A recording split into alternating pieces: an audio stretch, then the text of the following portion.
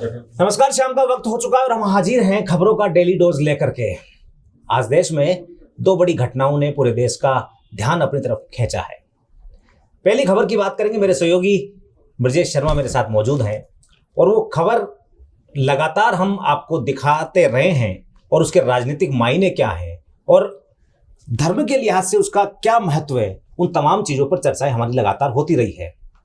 सीधे शब्दों में कहूं तो राजदंड और धर्मदंड का अक्सर जिक्र सनातन के लिहाज से होता है। ये माना जाता है कि राजदंड धर्मदंड के ऊपर नहीं चल सकता, लेकिन वर्तमान परिस्थितियां कुछ ऐसी हैं कि धर्मदंड के ऊपर राजदंड भारी पड़ रहा है।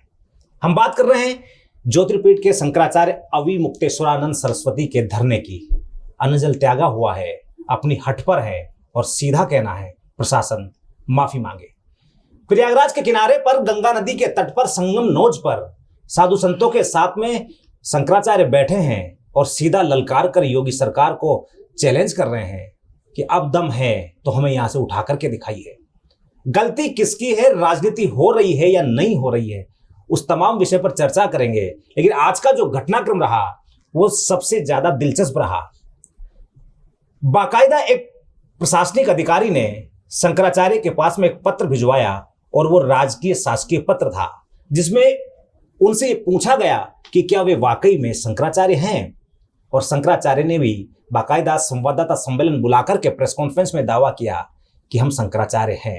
यानी कि सीधे तौर पर सरकार वर्सेस शंकराचार्य का यह खेल पिछले 3 दिन से लगातार जारी है।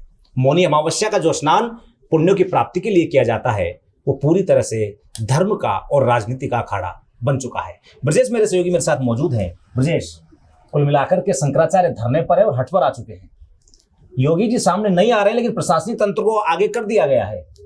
चल क्या रहा है? राकेश जी बहुत धन्यवाद। पहले तो जरूरी बात यह है कि जिस तरह से माघ मेला अपने चरम पर है, उफान पर है, हमें थोड़ा सा धार्मिक महत्व को समझना पड़ेगा यहाँ पे कि माघ मेला हो या फिर कुंभ का मेला हो। आप जिस तरह देखिएगा कि ये शुरुआत किसके लिए हुई थी, कौन कर रहा था इसको। ये साधु संत जो आ रहे थे, ये चाहे चारों पीठ के ज्योतिष पीठ के जो लोग थे, शंकराचार्य थे, पहले जो शंकराचार्य भगवान थे वहां से शुरू हुआ ये। और आज इस हद तक राजनीति पहुंच चुकी है कि ये देखा जा रहा है कि आप शंकराचार्य हैं कि नहीं है। ये सबसे ज्यादा दुखद बात है। आज जिस तरह से नोटिस कल दिया गया शंकराचार्य को कि आप शंकराचार्य हैं कि नहीं, तो ये तब देखना चाहिए था जब कुंभ संपन्न हुआ, महाकुंभ संपन्न हुआ। उस समय आपने नहीं देखा और आज अचानक से देखने की जिद क्यों आग चढ़ी? इसलिए क्योंकि आपको कहा जा रहा था कि वो अपने पालकी पे रथ में सवार होकर जा रहे थे। तो ऐसा रहा है, हमेशा से ही रहा है। राकेश जी आपको अच्छे से याद होगा कि हमेशा से ऐसा रहा है कि शंकराचार्य हमेशा से ही अपनी शाही पालकी में ही जाते हैं। ये परंपरा है हमारे धर्म की।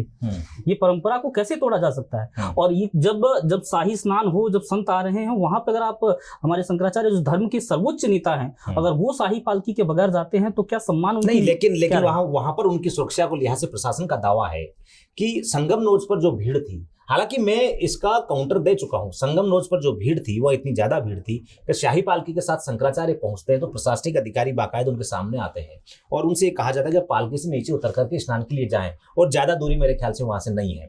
ऐसे में जो उनके समर्थक संत थे या उनके जो अखाड़े के संत थे वो लोग भड़क गए और शंकराचार्य पैदल नहीं जाएंगे। तो विवाद दरअसल वहां से शुरू हुआ। देखिए, परंपरा ही रही है कि शंकराचार्य कभी पैदल जाते ही नहीं। संगम नोज हो या संगम के पालकी संगम नोज पर उतरेगी, पालकी वहीं उतरती है। आप कुंभ खत्म हुआ है, थोड़ा सा जो धर्म के बारे में नहीं जानते वो लोग कुंभ को देख सकते हैं। पालकी रथ तक संगम नोज तक जाती है। और रही बात कि जिस तरह रोकने की बात है तो स्नान से पहले तो वहां पे पब्लिक हटा ली जाती है।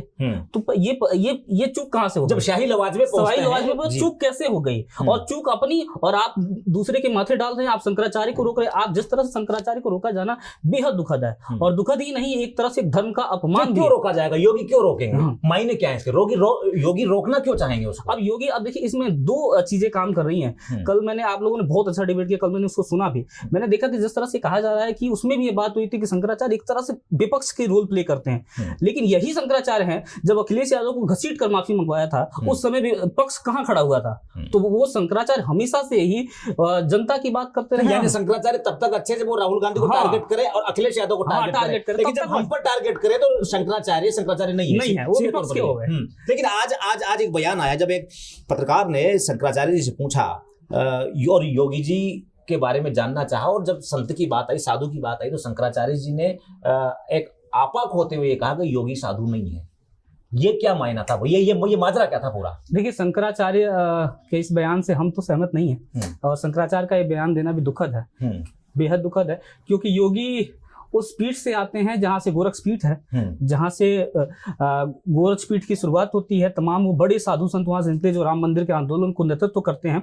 और ये कहना कि वो संत नहीं है, साधु नहीं है, वो मुख्यमंत्री से पहले संत है, और संत के साथ साथ उनके नाम में भी योगी जुड़ा है। तो हम कह सकते हैं कि इस पीठ की तो हम इस बयान की हम आलोचना भी करते हैं। और हालांकि योगी सरकार जिस तरह से दुर्भावनापूर्ण है, ये जिस तरह से ये दुर्भावनापूर्ण शंकराचार्य के साथ कर रही है, वो बेहद दुर्भाग्यशाली है। उनको रोकना भी बेहद दुर्भाग्यशाली। लेकिन सनातन परंपरा में अक्सर मैं आप लोगों के ऊपर भी छोड़ता हूं इस सवाल को, जिस एकजुटता का हवाला भारतीय जनता पार्टी की सरकारें 2014 से लगातार नरेंद्र मोदी जी के नेतृत्व में लगातार सरकारें बन रही हैं, केंद्र में उनकी सरकार है, उत्तर प्रदेश में योगी जी अपना दूसरा टर्म पूरा करने जा रहे हैं। सवाल ये उठता है, जिस आध्यात्म के आधार पर, जिस सनातन एकता के आधार पर, जिस हिंदुत्व के आधार पर वोट मांगे गए, उस हिंदुत्व के 4 पीठ हैं और चारों शंकराचार्य अपने आप में महत्वपूर्ण है। मैं पहले भी बता चुका हूं कि ये शंकराचार्य वो हैं जहां से सनातन की परंपरा उनके आश्रम और मठों से निकलती है। ऐसी स्थिति में प्रयागराज के संगम तट पर एक शंकराचार्य का धरने पर बैठना, अन्न जल त्याग देना और सिर्फ सरकार के नुमाइंदे पहुंचना, क्या शंकराचार्य इस चीज का इंतजार कर रहे हैं कि योगी स्वयं आए और माफी मांगे? और कहीं ना कहीं इस चीज का इंतजार करते करते आज 3 दिन से ज्यादा का वक्त हो चुका है। देखिए, जिस तरह से सरकार का रवैया है वो दुर्भाग्यशाली है। जिस तरह से सरकार फूलों को वर्षा कर रही है हेलीकॉप्टरों द्वारा, उसकी वीडियो को ट्वीट किया जा रहा है, व्यवस्थाओं को ट्वीट किया जा रहा है, खुद मुख्यमंत्री के हैंडल से ट्वीट किया जाता है। अब देखिएगा, जिस तरह से योगी जी सामने ना आकर उनको बार बार यह चुनौती दे रहे हैं। आप मैं वही बात फिर से कर रहा हूं कि आप जिस तरह से कुंभ मेला आपका संपन्न हो, उस समय आप शंकराचार्य को देख नहीं पा रहे थे क्या वो शंकराचार्य थे कि नहीं थे उस समय? कि इस समय अचानक से एक अधिकारी आता है, नोटिस देता कहता है कि आप शंकराचार्य नहीं है। चलिए आज का बयान आपको सुनाते हैं, क्या कुछ आज का घटनाक्रम इस पूरे मामले में रहा, जो अपडेट मेरे पास आई है। स्वामी अविमुक्तेश्वरानंद यानी कि शंकराचार्य जी ने सवाल उठाया है कि मेला प्राधिकरण के सामने, पहला सवाल उनका यह है कि मेला प्राधिकरण के सामने ऐसी कौन सी आपात स्थिति आ गई थी जिसके चलते आधी रात को आकर के नोटिस चस्पा किए गए, पहला सवाल। दूसरा, सुप्रीम कोर्ट का गलत हवाला देकर यह सवाल उठाया गया कि क्या वे वाकई में शंकराचार्य की गद्दी पर विराजित हैं या नहीं है। दूसरी बात, और इस पूरे मामले में जब शंकराचार्य जी की तरफ से पीएन मिश्रा जो एडवोकेट है, उन्होंने बाकायदा पैरवी की, जो डेटा मेरे पास आया उसमें 14 अक्टूबर 2022 के आदेश का हवाला दिया गया, और जिसमें सुप्रीम कोर्ट के आदेश का हवाला देते हुए कहा गया कि 21 सितंबर 2022 का एक आदेश है जिसके ऑर्डर में स्वामी अविमुक्तेश्वरानंद को शंकराचार्य बताया गया था। स्वामी जी का पट्टाभिषेक 12 सितंबर 2022 को हो चुका था। प्रशासन जिसे सुप्रीम कोर्ट का ऑर्डर बता रहा है वो 17 अक्टूबर का है, यानी कि शंकराचार्य का पट्टाभिषेक इससे पहले ही हो चुका था। सुप्रीम कोर्ट ने अपने ऑर्डर में कई आदेशों में शंकराचार्य शब्द का प्रयोग किया है। प्रशासन के अधिकारियों ने जो नोटिस भेजा है वो सुप्रीम कोर्ट की अवमानना का बनता है। यानी कि सरकार ने एक तरफ ये सोचा था कि जिला प्रशासन के जरिए शंकराचार्य की पदवी को लेकर के एक नोटिस दिया जाए, आधी रात को वो नोटिस लगाए जाते हैं, और जब सुबह इस मामले पर हंगामा मचता है तो बाकायदा शंकराचार्य जी की तरफ से पलटवार भी किया जाता है। बात राजनीति की नहीं है, ये बात उसकी नहीं है, या एक प्रकार से माना जाए कि एक गद्दी, एक पीठ के, एक ज्योतिर्पीठ के शंकराचार्य, यानी कि मैंने लगातार इस मामले पर मैं आपको ये जानकारी दे रहा हूँ। देश में शंकराचार्यों की 4 गद्दी है और जिसमें से ज्योतिर्पीठ एक बहुत बड़ी गद्दी है, और यानी कि वहाँ की एक परंपरा है, वो जो आश्रम है, जो मठ है, वहाँ से कई परंपराएं निकलती हैं। तो जाहिर सी बात है उस पद को लेकर के, उस गद्दी को लेकर के, उस गद्दी के वारिस को लेकर के, यानी कि शंकराचार्य की उस गद्दी को लेकर के जितने हल्के में प्रशासन द्वारा लिया गया, सीधे तौर पर आरोप तो यहां तक है कि पालकी तो रोकी गई, वहां तक ठीक है, लेकिन कहीं ना कहीं साधु संतों के साथ में जो उनके केस खींचे गए, बाल खींचे गए, घसीटा गया, उन प्रशासनिक अधिकारियों पर कार्रवाई कब होगी, उन पुलिस अधिकारियों पर कार्रवाई कब होगी जिन्होंने ऐसा होने दिया। लेकिन वहां की स्थिति के बाद में समाज में जिस तरीके की भ्रम की स्थिति बनी है ब्रजेश, सबसे बड़ी बात यह है कि लोग क्या करें, आम आवाम क्या करे, वो सनातन से जुड़े वो लोग क्या करें जो सनातन परंपराओं को लगातार मानते आए हैं, वो किसकी कहें। एक तरफ यूपी के मुख्यमंत्री योगी आदित्यनाथ हैं जो गोरक्षनाथ पीठ से आते हैं, लेकिन उनके ऊपर जो जिम्मेदारी है वो सूबे के मुख्यमंत्री की भी है। लेकिन शंकराचार्य अपनी गद्दी के मालिक हैं, एक यूं माना जाए उस परंपरा के मालिक भी है जो सनातन में फैली है। वो आम आवाम क्या करे, दो धड़ों में बढ़ चुका है।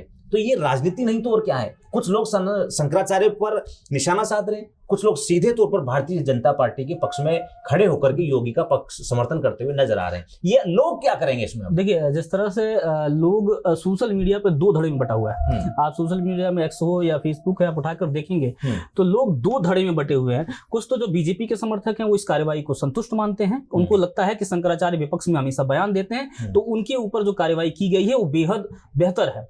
लेकिन जो धर्म को मानने वाले लोग हैं, जिनको यह ज्ञात है कि शंकराचार्य की महत्ता क्या है, माघ मेले में जाने से माघ मेला संपन्न होता है, शंकराचार्यों के जाने के बाद माघ मेले की भव्यता बढ़ती है, वो इस बात को बेहद मुखर होकर आलोचना कर रहे हैं कि किसी भी शंकराचार्य को, चाहे चारों पीठ से कोई भी शंकराचार्य आता है वहां पे, तो उसको रोकना बेहद दुर्भाग्यपूर्ण। चलिए, कुल मिलाकर के बहस काफी अच्छी रही और शायद इस मुद्दे को लेकर के कई मामलों में मैं ब्रजेश से सहमत हो भी सकता हूं और कुछ मामलों में शायद मेरी निजी राय है पत्रकार के तौर पर, क्योंकि जरूरी नहीं है कि सरकार ही तमाम चीज़ों की व्यवस्थाओं को ठीक करेंगी या सरकार ही पूरी तरीके से गलत है।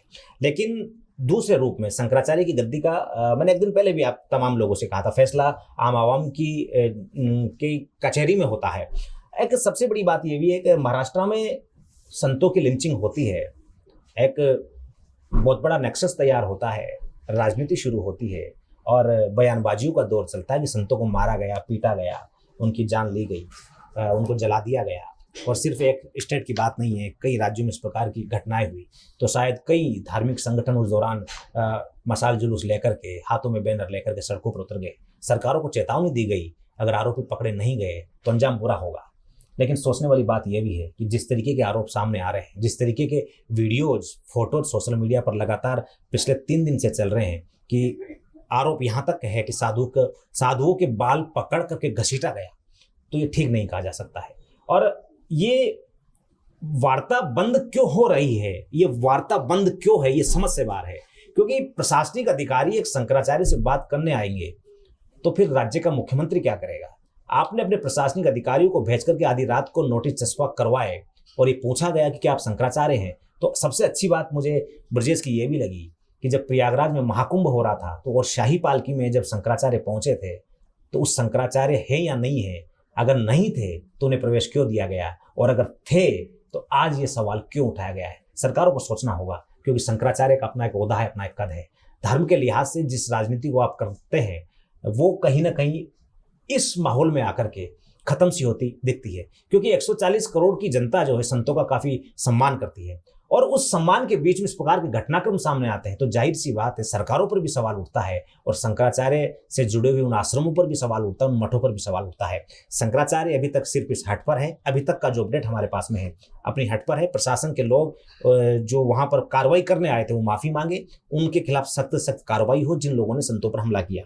लेकिन सरकार की तरफ से अभी कोई भी नुमाइंदा या सीधे तौर पर सूबे के मुख्यमंत्री से जुड़ा हुआ व्यक्ति जो सीधे तौर पर वहां पर रिपोर्ट कर रहा है, वो कैबिनेट मंत्री हो सकता है, राज्य मंत्री हो सकता है, वो अभी तक शंकराचार्य के पास में नहीं पहुंचा है। सिर्फ अधिकारी पहुंचे हैं, वो भी आधी रात को नोटिस चस्पा करने। यानी कुल मिलाकर के आज की इस शाम की डेली डोज में अभी तक का तो सारांश है वो ये है कि राजदंड अभी तक धर्मदंड पर भारी पड़ता हुआ दिख रहा है। अभी तक इतना ही।